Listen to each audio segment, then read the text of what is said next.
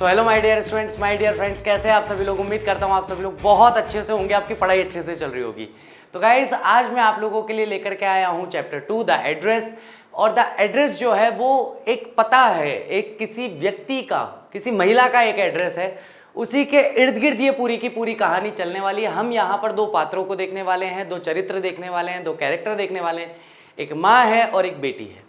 और वहाँ पर युद्ध शुरू हो जाता है। युद्ध शुरू होने से पूर्व बेटी जो है वो चली जाती है वहाँ से, और माँ जो है वो धीरे धीरे धीरे घर का जो भी कीमती सामान है अपने एक मित्र के यहाँ रखवाना शुरू कर देती है कि अगर जूस या नॉन जूस होने की वजह से अगर उनके घर पे तलाशी ली जाती है तो उनकी सारी संपत्ति जो है उसे जब्त कर लिया जाएगा। तो उसे लगता है कि भाई इससे मेरा सामान जो है मेरी बेटी के लिए मैं सुरक्षित कर पाऊंगी। अंत में क्या होता है, किस तरीके से वो महिला व्यवहार करती है, किस तरीके से बेटी जो है उसके मन को कैसी पीड़ा, कैसा दुख पहुंचता है, उसके बारे में ये कहानी होने वाली है। तो गाइस द एड्रेस जो है उसमें अंत में हम देखेंगे कि एड्रेस शब्द जो है उसका क्या महत्व है। ठीक है गाइस, तो चलिए शुरू करते हैं इस कहानी को। एक छोटा सा परिचय था ये कि किस प्रकार से वॉर जो है, युद्ध जो है वो लोगों के जीवन को प्रभावित करता है। Do you still know me, I asked. सीधा चैप्टर कहाँ से स्टार्ट हो रहा है, इनकोहेरेंट वे में स्टार्ट हो रहा है, जहां पर कोई भी हमें क्रम पता नहीं चल रहा है, क्या बात हो रही है क्या बात नहीं हो रही है। तो मैं थोड़ा सा बता देता हूं कि पोस्ट वॉर यानी कि युद्ध की समाप्ति के बाद ये जो बेटी है ये गई है उस अपनी माँ की सहेली के घर। और सहेली के घर जाकर के जब उसने उसका घर का दरवाजा खटखटाया और सामने उसे देखा तो उसके बाद की ये बातचीत है। Do you still know me, I asked. आए यहाँ पर कौन है, बेटी रहेगी हमेशा। ठीक है, हम उसी के नजरिए से सारी चीजें देखेंगे। और मैंने पहले भी कहा है कि किसी भी लेखक को समझना हो तो उसके प्रथम चरित्र या सबसे महत्वपूर्ण चरित्र जो होता है, जिसके इर्द गिर्द पूरी कहानी घूमने वाली है, उसके इस वाले कंधे के पीछे खड़े हो जाओ। बस उसके कंधे के पीछे से झांकते रहो, अच्छा क्या हो रहा है, क्या हो रहा है, ये क्या कह रहा है, ये क्या सुन रहा है, ये क्या देख रहा है, ये सारी की सारी चीजें महसूस करते रहो तो आपको चैप्टर याद करने की आवश्यकता नहीं पड़ेगी, क्वेश्चन आंसर याद नहीं करने पड़ेंगे। Do you still know me, I asked. मैंने पूछा क्या तुम अभी भी मुझे जानती हो। The women looked at me searchingly, यानी कि ढूंढने वाले, कुछ ऐसे चिन्ह ढूंढ रही है, कुछ ऐसा जवाब ढूंढ रही है कि यार क्या मैं इसे जानती हूँ, नहीं जानती, मैंने इसे कहीं देखा देखा सा तो लग रहा है, कौन है पता नहीं। कंफ्यूजन वाली स्थिति है। औरत जो है मेरी तरफ देखती है searchingly. She had open the door a chink. उसने अ चिंक मतलब थोड़ा सा, थोड़ा, यानी कि तुम दरवाजा खोलते हैं तो ऐसे दरवाजा ये है, ये दरवाजा पूरा खोल दिया और ये वो एक हल्का सा दरवाजा खोला और उसी में से झांकने का प्रयास कर रही है कि अच्छा कौन है भाई, ये कौन है तू भाई, पहचान में नहीं आ रही। I come closer and stood on the step. मैं और ज्यादा क्लोजर यानी कि और ज्यादा उसके नजदीक गई और नजदीक जाकर के मैं स्टेप का मतलब होता है सीढ़ी, मैं सीढ़ी पर खड़ी हो गई। No I don't know you. और महिला ने यानी कि जो उसकी मॉम की फ्रेंड थी उन्होंने जवाब दिया नहीं, मैं तुम्हें नहीं जानती। I am Mrs S daughter. ठीक है, मैं मिसेज एस की बेटी हूं। मिसेज एस कौन है, जिन्होंने सारा सामान धीरे धीरे करके इस महिला को दिया था। ठीक है, तो मिसेज एस की बेटी हूं मैं, वह अपना परिचय इस प्रकार से देती है। She held her head on the door as though she wanted to prevent it opening any further. Her face gave absolutely no sign of recognition.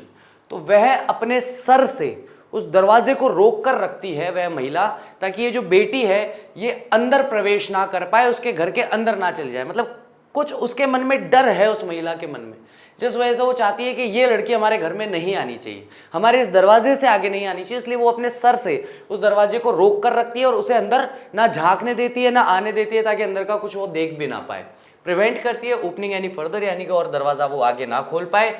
उसका फेस जो है, उसका चेहरा जो है, पूर्ण रूप से कोई भी ऐसा चिन्ह या संकेत नहीं देता कि उसने उसे पहचाना है। यानी वो महिला अपने चेहरे पर वो भाव लाती है, कौन हो तुम, मैं तो जानती ही नहीं हूं तुम्हें, मैं तो पहली बार देख रही हूं तुम्हें। तो चेहरे के भाव ऐसे हैं जैसे कि वो मुझे पहचान ही नहीं रही है। She kept staring at me in silence. और बिल्कुल शांति से वह मेरी तरफ घूरती रही। Perhaps I was mistaken. अब वो इतने कॉन्फिडेंस के साथ अपने चेहरे के भाव से बता रही है कि मैं तुम्हें नहीं जानती, तो यहाँ पर जो लेखिका है वो खुद ही कंफ्यूज हो गई कि लगता है मुझसे ही कोई गलती हो गई, शायद एड्रेस सही ध्यान नहीं रहा, शायद ये वो महिला नहीं है। आई थॉट, मैंने सोचा, परहैप इट इजंट हर, कि शायद ये महिला वो महिला नहीं है। I had seen her only once, क्योंकि मैंने उस महिला को केवल एक बार ही देखा था। फ्लीटिंगली, वो भी एक क्षण भर के लिए। मतलब एक होता है ना कि आप जा रहे हो, कोई बैठा, 1 सेकंड देखा, हाँ ठीक है, तो इतना ही उसने देखा था। वो यहाँ पे कहना, और देख लेना अभी आगे सीन आएगा, ऐसा ही होगा, वो जा रही होगी और जाते जाते वो बस उस महिला की तरफ एक नज़र डालेगी और आगे बढ़ जाएगी। तो वही बात यहाँ पे वो कहने की कोशिश कर रही है कि शायद मैं गलती कर रही हूँ, शायद मेरे से कोई मिस्टेक हो गई है, मैंने सोचा शायद ये वह महिला नहीं है। I had seen her only once, मैंने उसे एक बार ही देखा था, फ्लीटिंगली, क्षण भर के लिए, and that was years ago, और वो भी सालों पहले की बात हो गई। वो भी कब देखा था? कई सालों पहले। It was not probable that I had rung the wrong bell. It was most probable का मतलब है ये सर्वाधिक संभव कार्य है। प्रोबेबल का मतलब होता है संभावना। पॉसिबिलिटी और प्रोबेबिलिटी एक ही चीज होती है ना, ऑलमोस्ट, थोड़ा सा डिग्री का अंतर होता है, लेकिन मूल अर्थ में देखेंगे तो संभावना को व्यक्त करता है।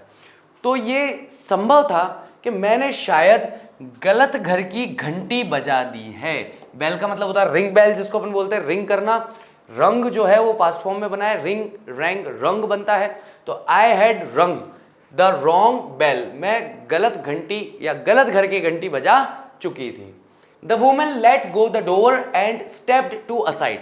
वह औरत जो है उसने दरवाजे को खुलने दिया, जाने दिया और साइड में हो गई।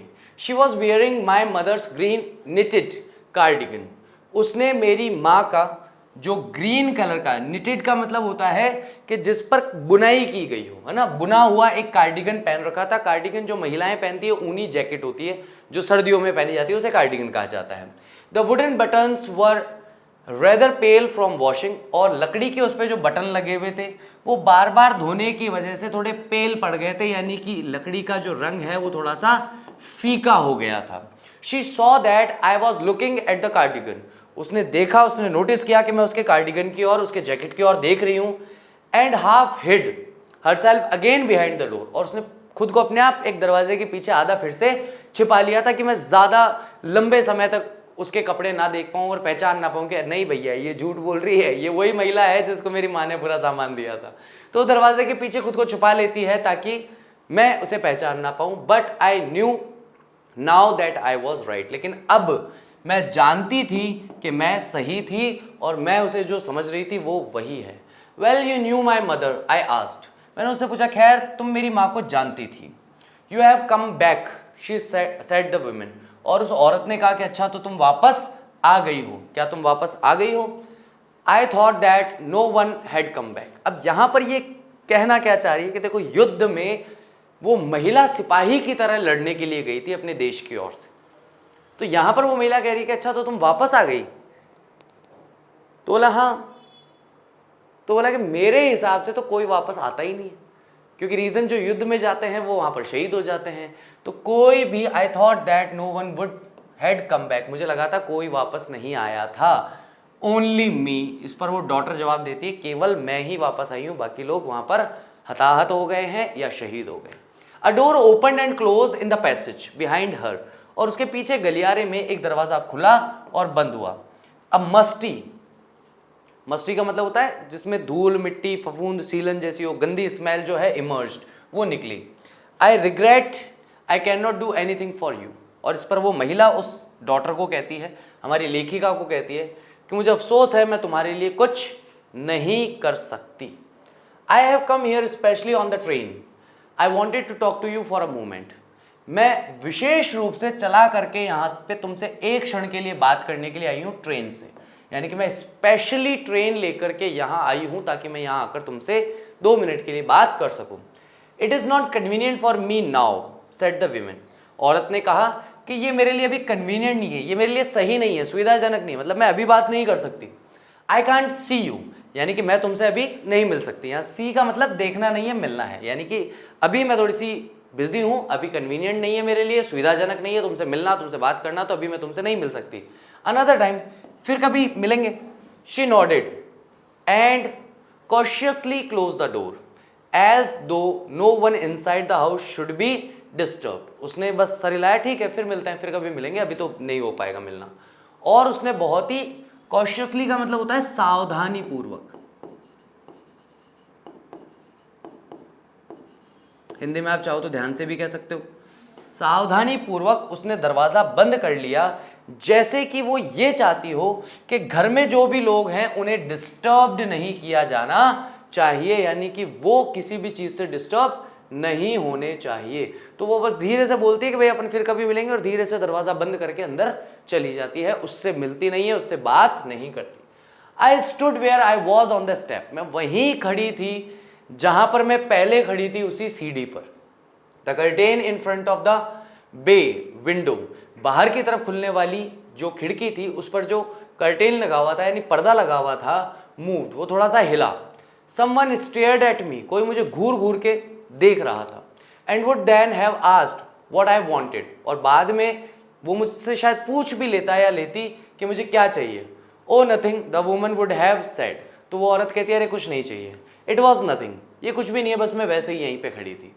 I looked at the name plate again, मैंने फिर से उस नेम प्लेट पर देखा। अब यहाँ पर उस महिला का नाम हमें पहली बार पता चलेगा, वो है डॉर्लिंग। तो डॉर्लिंग इट सेड, उस पर क्या लिखा हुआ था, डॉर्लिंग, उस महिला का नाम लिखा हुआ था in black letters on white enamel, यानी कि वाइट कलर का पेंट किया गया था और उस पर ब्लैक कलर से नाम लिखा गया था।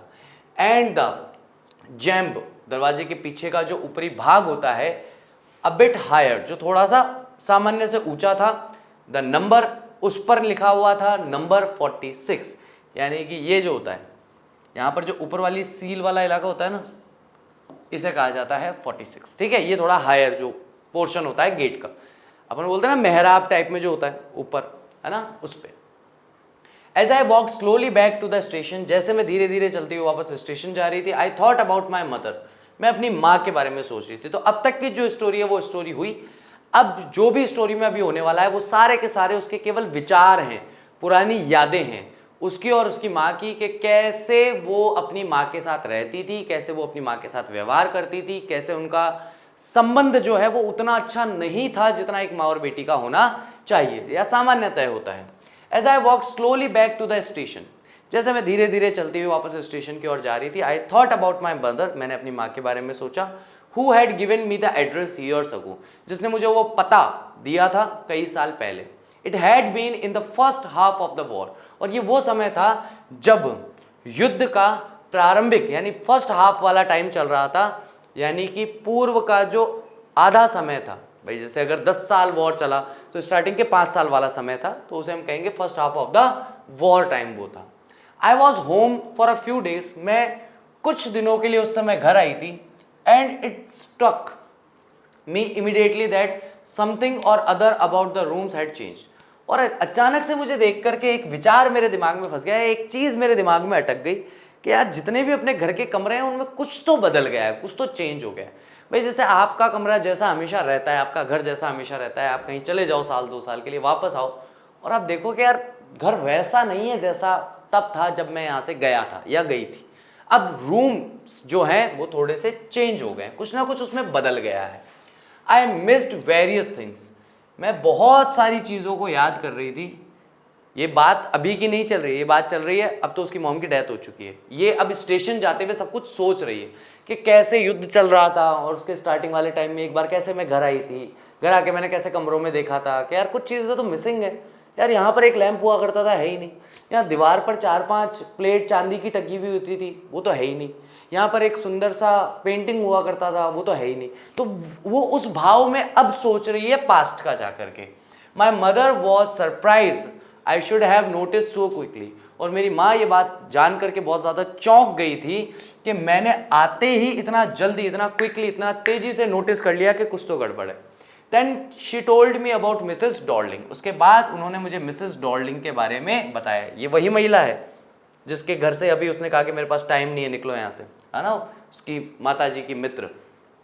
उसने मुझे उन्होंने मुझे यानी मेरी माँ ने मुझे मिसेस डॉर्लिंग के बारे में बताया। I had never heard of her, मैंने उनके बारे में कभी नहीं सुना था।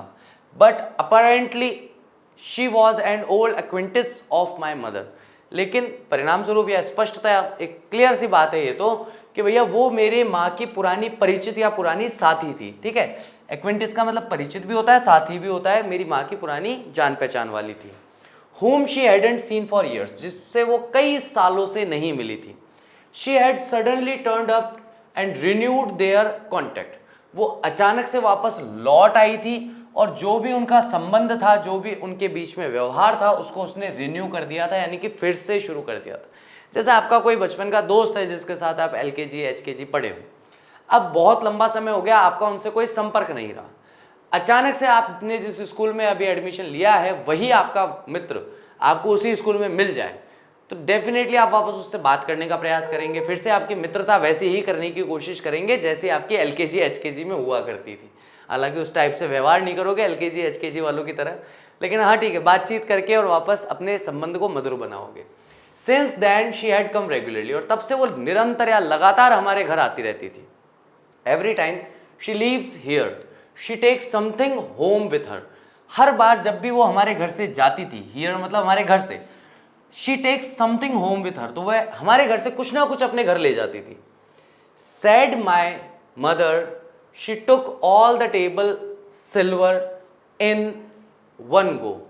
और मेरी माताजी जो हैं उन्होंने मुझे बताया कि जितने भी टेबल के सिल्वर के आइटम थे, है ना, टेबल पर रखने वाले जितने भी चांदी के चम्मच थे, कांटे थे, ग्लास थे, कटोरी था, जो भी था, जो ईटिंग टेबल पे, खाने वाली टेबल जो डाइनिंग टेबल होती है उस पर रखते हैं, वो सारा वो ले जा चुकी थी एक ही बार में। एंड देन द एंटीक, और उसके बाद जो भी दुर्लभ वस्तुएं होती है वो ले गई। जो प्लेट्स थी दैट हंग देयर, जो दीवार पर टांगी जाती थी, सजाने के लिए टांगते हैं, जो विशेष होती है कि भाई ये 15वीं शताब्दी की एक कॉपर की प्लेट है या गोल्ड की प्लेट है या सिल्वर की प्लेट है, इसमें पुराने ज़माने के लोग खाना खाया करते थे, राजा महाराजा खाते थे, तो एंटीक हो गई, विशिष्ट वस्तु हो गई। तो वो लोग बाग खरीद के लाते हैं और अपने घर को सजाने के हिसाब से दीवारों पर टांगते हैं। तो वो देखा तो अगली बार आई तो वो ले गई। She had troubled lugging those large vases and I am worried she got a crick in her back from that crockery. Crockery इसको ही कहा जाता है, इस तरीके के जो बर्तन होते हैं उन्हें क्रॉकरी कहा जाता है। उसे बहुत ज़्यादा ट्रबल हुई, परेशानी हुई जब वो बड़े बड़े वासेस कहा जाता है, फूलदान को लेकर के गई। मैं बहुत चिंतित थी कि उसके कमर में मोच आ जाएगी, क्योंकि ये इतने भारी और इतने बड़े हैं कि वो नहीं ले जा सकती। My mother shook her head pityingly, दया दिखाते हुए मेरी माँ ने अपने सर को हाँ में हिलाया। I would never have dared ask her, मैंने कभी भी उससे पूछने का साहस नहीं किया। She suggested it to me herself. ये मोस्ट इंपॉर्टेंट बात है, इसको ध्यान रखना कि भैया ये जो सामान ले जाने का सिलसिला चालू हुआ ना, ये उनकी माताजी ने उनको नहीं कहा कि आप एक काम करो, आओ हमारे घर में आओ और सारा सामान उठा के ले जाओ। नहीं, मिसेस डॉर्लिंग ने ही सलाह दी लेखिका की माताजी को। और क्या सलाह दी अभी देखते हैं। उसी ने कहा, क्या कहा, शी इवन इंसिस्टेड, बल्कि उसने जिद की, आग्रह किया, बहुत ज़्यादा हट किया कि नहीं नहीं मेरी बात मानो, मैं सही कह रही हूँ। She wanted to save all my nice things, क्योंकि वो चाहती थी, मिसेस डॉर्लिंग चाहती थी कि भाई जो भी उनके माताजी के पास में, लेखिका की माँ के पास में जो भी अच्छी चीज़ है वो उन सब की रक्षा कर सके। If we have to leave here we shall lose everything she says. तो मिसेस डॉर्लिंग ने उसकी माँ को क्या पट्टी पढ़ाई थी कि देखो युद्ध चल रहा है, जूस का युद्ध चल रहा है, तुम नॉन जूस हो, अगर मान लो तुम्हें एक झटके में यहाँ से भागना पड़ा अपनी जान बचा करके, तो मुझे बताओ तुम्हारा सारा का सारा सामान जो है वो तो गायब हो जाएगा फिर। इसलिए काम करो, ये सारा सामान मेरे पास रखवा दो, मैं अपने घर पे सुरक्षित रखूंगी, जब वॉर खत्म हो जाएगा, सब कुछ ठीक हो जाएगा तो ले लेना वापस, उसमें क्या दिक्कत है। तो ये मिसेस डॉर्लिंग की ही सलाह थी कि भाई आपका सारा सामान मेरे घर पे रखवा दो। Have you agreed with her that she should keep everything, I asked. लेखिका यहाँ पे कहती है कि मैंने पूछा अपनी माँ से कि उसने आपको पट्टी पढ़ाई और आप सहमत हो गए, आप अग्री हो गए सब कुछ देने के लिए।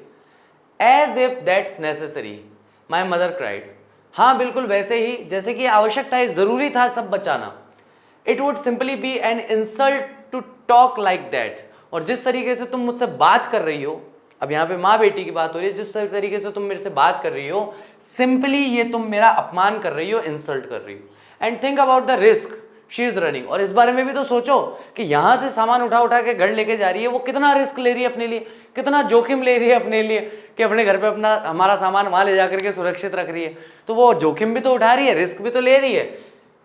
Each time she goes out of door with a full suitcase और बैग, कि हर बार जब भी वो आती है, वो बाहर जाती है जब भी इस दरवाजे से, तो वो एक फुल पूरा भरा हुआ सूटकेस या बैग लेकर के जाती है। यानी कि आप सोचो कि अगर वो लेके जा रही है, जब जब आ रही है सूटकेस बैग भर भर के लेके जा रही है, कभी पुलिस वालों ने उसको पकड़ लिया तो उसकी तो जान खतरे में आ जाएगी कि तुम इन लोगों की क्यों मदद कर रहे हो, शत्रुओं की।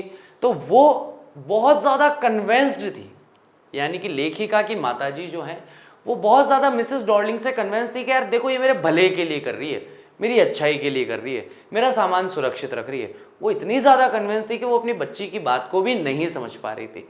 बड़े बूढ़ों के साथ कई बार ये चीज़ होती है, कई चीज़ों को, कई विचारों को लेकर के वो इतने ज़्यादा कन्विंस्ड होते हैं कि समय के साथ भी उन विचारों को बदलना नहीं चाहते। हमारा क्या उत्तरदायित्व बनता है कि क्या हम जबरदस्ती करके उन विचारों को बदलें? नहीं, सहज रूप से प्रयास कीजिए। अगर बदल जाता है उनका मंतव्य, अच्छी बात है, उनके विचारों में परिवर्तन आता है, वो नए युग को समझते हैं, समझना चाहते हैं, स्वीकार करना चाहते हैं, अच्छी बात है। नहीं समझते, नहीं समझना चाहते, नहीं स्वीकार करना चाहते, कोई बात नहीं, it's okay, not a big deal, ऐसे करके आगे बढ़ जाओ। नहीं समझ रहे, नहीं समझ रहे, कोई बात नहीं भाई, जबरदस्ती मत करो उनके साथ। My mother seem to notice that I was not entirely convinced. और मेरी माँ ये चीज़ नोटिस कर चुकी थी, मुझे ऐसा लगा कि मेरी माँ ने नोटिस कर लिया है कि मैं उनकी बात से पूरी तरीके से संतुष्ट नहीं थी। कन्विंस करने का मतलब होता है किसी को मनाना कि देखो ये बात ऐसी है, तू भी मान कि ये बात ऐसी है। लेकिन जिस तरीके से मैं बात कर रही थी, मेरी माँ को पता, मतलब लग गया था कि भाई ये कन्विंस नहीं हुई है, मेरी बात को मान नहीं रही है, पूरी तरीके से संतुष्ट नहीं है। She looked at me reprovingly and after that we spoke no more about it. उन्होंने मुझे धिक्कारते हुए, डांटते हुए, फटकार लगाते हुए, उस नज़र से, एक तिरस्कार की नज़र होती है, हिंदी में कहते हैं तिरस्कार शब्द होता है, तो तिरस्कार की नज़र से उन्होंने मेरी तरफ देखा कि यार मैं तेरी माँ हूँ, मैं तुझे इतना समझा रही हूँ, मुझे इतना एक्सप्लेनेशन देना पड़ रहा है और तू है कि मेरी बात से अग्री नहीं कर रही। तो वो उस लुक से उन्होंने अपनी बेटी को, लेखिका को देखा और वो कहती हैं कि उसके बाद हमने कभी भी उस बारे में बात नहीं की। अबाउट इट का मतलब कि मिसेस डॉर्लिंग जो है आकर घर का सामान ले जा रही है, हमने इस बारे में फिर कभी चर्चा नहीं की। Meanwhile I had arrived at the station. और जब मैं ये सब सोच रही थी, ये सोचते सोचते मैं स्टेशन तक पहुंच चुकी थी। तो यहाँ से अब हमारी कहानी वापस स्टार्ट होगी। अब तक की हमारी जो कहानी बीच में आई थी वो अपनी माता के साथ बिताए हुए पुराने बातों को, पुराने समय को, पुराने पलों को फिर से याद कर रही थी। मीनवाइल इस दौरान I had arrived at the station, मैं स्टेशन पहुंच चुकी थी, without having paid much attention two things on the way. और मैं इतना अपने विचारों में खोए हुए चले जा रही थी कि आसपास जो भी चीज़ें थी उन पे मैंने ज़्यादा ध्यान नहीं दिया। I was walking in familiar places again. मैं फिर से उन्हीं जगहों पर चल रही थी जो मेरे लिए पहले से परिचित थी। तो परिचित स्थानों में मैं वापस चल रही थी। For the first time since the war, जब से युद्ध हुआ था तब से पहली बार। But I did not want to go further than was necessary, but I did not want to go further. लेकिन जितना आवश्यक था उससे ज़्यादा आगे मैं नहीं जाना चाहती थी। I didn't want to upset myself. ये बहुत इंपॉर्टेंट सेंटेंस है, इसको याद रखना, ये लास्ट तक काम आएगा ये सेंटेंस। वो कहती है मैं अपने आप को परेशान नहीं करना चाहती थी, दुखी नहीं करना चाहती थी, अपसेट नहीं करना चाहती थी कि पुरानी चीज़ें देखूं, पुरानी यादों को याद करूं और वो समय जो बीत गया अब दोबारा वैसा कभी नहीं हो सकता और उससे मैं अपने आप को पीड़ित करूं, उससे मैं अपने आप को परेशान करूं।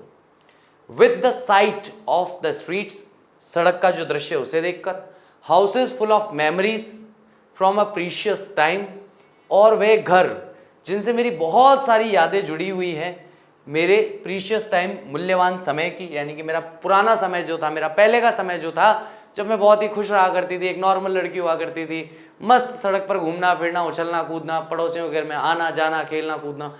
जब उन सारी चीज़ों को देखते हैं तो याद आती है उस समय की और उस याद से हमें पीड़ा पहुंचती। तो कहती है कि मैं अपने आप को पीड़ित नहीं करना चाहती थी। In the train back I saw Mrs Darling in front of me again as I had the first time I met her. Train जब वापस जा रही थी मैंने मिसेस डॉर्लिंग को देखा मेरे सामने फिर से, जैसे कि मैंने पहली बार देखा था जब मैं उनसे मिली थी। It was the morning after the day my mother had told me about her. अब ये वापस पुरानी यादों में चली गई कि जिस दिन मेरी माताजी ने मुझे उनके बारे में बताया था उसके अगले दिन सुबह मैंने उन्हें देखा था। I had got up late, मैं सुबह, गॉट अप का मतलब होता है जागना, है ना, या उठना। तो मैं थोड़ी सी लेट उठी थी या लेट जागी थी। कमिंग डाउन स्टेयर, सीढ़ियों से धीरे धीरे नीचे उतर रही थी। I saw my mother about to see someone out, और मैं देख सकती थी कि मेरी माँ जो है बाहर किसी से मिलने जा रही थी, मतलब बस जा ही रही थी बाहर किसी से मिलने। A woman with a broad back, एक ऐसी महिला जिसकी चौड़ी सी पीठ थी। There is my daughter said my mother, she beckoned to me, उन्होंने इशारा करते हुए मुझे बुलाया और बुला करके मेरा मिसेस डॉर्लिंग से परिचय करवाया। ध्यान रखना, ये यहाँ से यहाँ तक ये पूरा का पूरा पुराना अकाउंट है, वापस पुरानी यादें हैं वापस। और इशारे से मुझे मिलाया और बुला करके मुझे उससे मिलवाया कि देखो ये मेरी बेटी है, ठीक है, एक दूसरे का परिचय करवाया। The women nodded and pick up the suitcase under the coat rack, she wore a brown coat and a shapeless hat.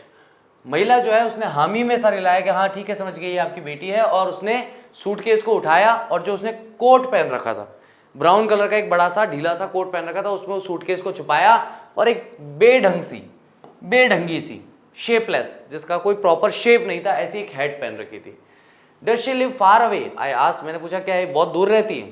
Seeing the difficulty she had going out of the house with the heavy case, जब मैंने देखा कि उसे बहुत ज़्यादा परेशानी हो रही है जाते हुए, बाहर जाते हुए, क्योंकि उसके पास एक बहुत ही हैवी भारी सूटकेस है, तब मैंने पूछा कि क्या यहाँ से बहुत दूर रहती है।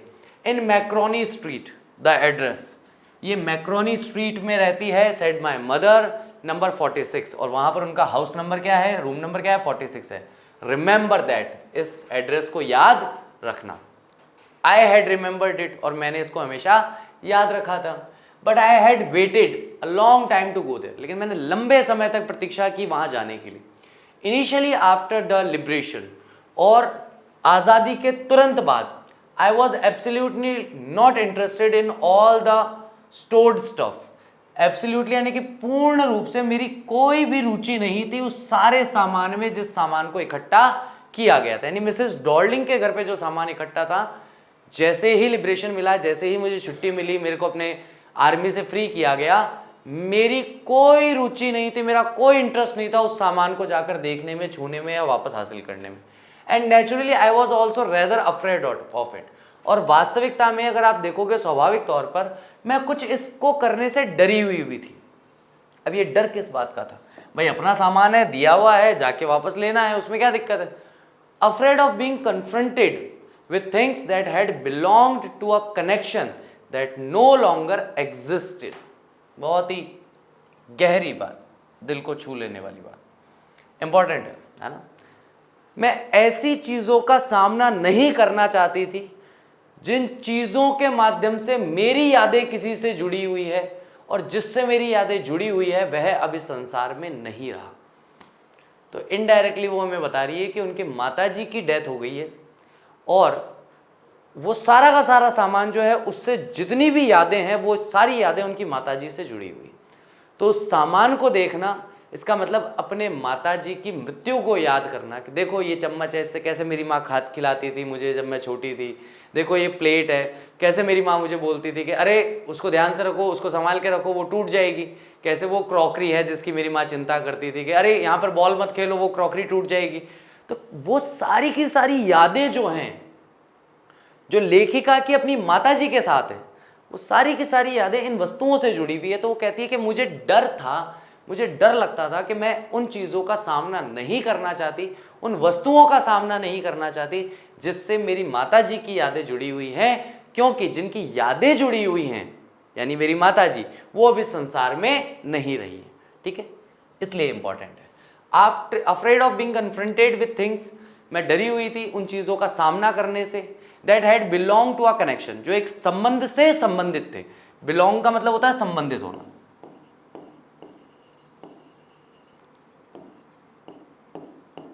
तो किससे संबंधित है, दैट नो लॉन्गर एग्जिस्टेड, वो जिनसे संबंधित थे वो अब अस्तित्व में नहीं है, या मौजूद नहीं है, या जीवित नहीं रही है।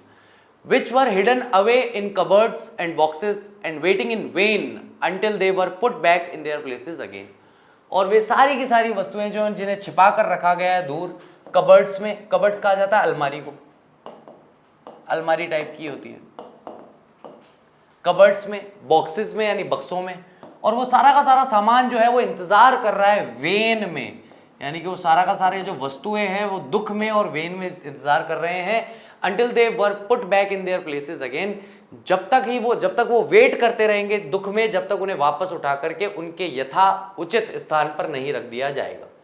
which had endured all those years because they were things, जिन्होंने सब कुछ सहन किया है इन सारे सालों में, जितना समय निकला है उतने पूरे साल उन्होंने इंतजार किया, पूरा समय उन्होंने इंतजार किया है। क्यों इंतजार किया है? क्योंकि वे वस्तुएं हैं, वे चीजें हैं, वे मनुष्य नहीं। मनुष्य होते तो शायद कबर्ड तोड़ करके, बॉक्स फाड़ करके खुद बाहर निकल जाते, खुद जाकर के वहां लटक जाते कि यार मैं यहां से बिलोंग करता हूं तो मैं तो यहीं रहूंगा। लेकिन क्योंकि वे वस्तुएं हैं, वे खुद से कुछ कर नहीं सकती, इसलिए इतना समय उन्होंने, जो भी उनके घर का सामान था, उस पूरे समय उस पूरे सामान ने बैठ करके दुख में प्रतीक्षा की है कि कब कोई आएगा, हमें लेके जाएगा और वापस हमें अपनी सही जगह पर टांग देगा। ठीक है गाइस, तो ये फर्स्ट पार्ट था आज हमारी स्टोरी का, जिसके अंदर हम लोगों ने देखा।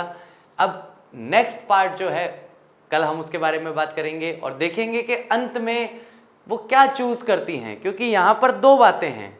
वो अपना सामान सारा वापस उससे मांगे, उससे ले, अपने घर ले जा करके वापस अपने घर को वैसा ही सजाए जैसा उनका माताजी के टाइम पे था, या फिर वो इस पूरे सामान को छोड़ दे हमेशा के लिए और अपने जीवन में आगे बढ़ जाए और अपनी पुरानी सारी यादों को खो दे।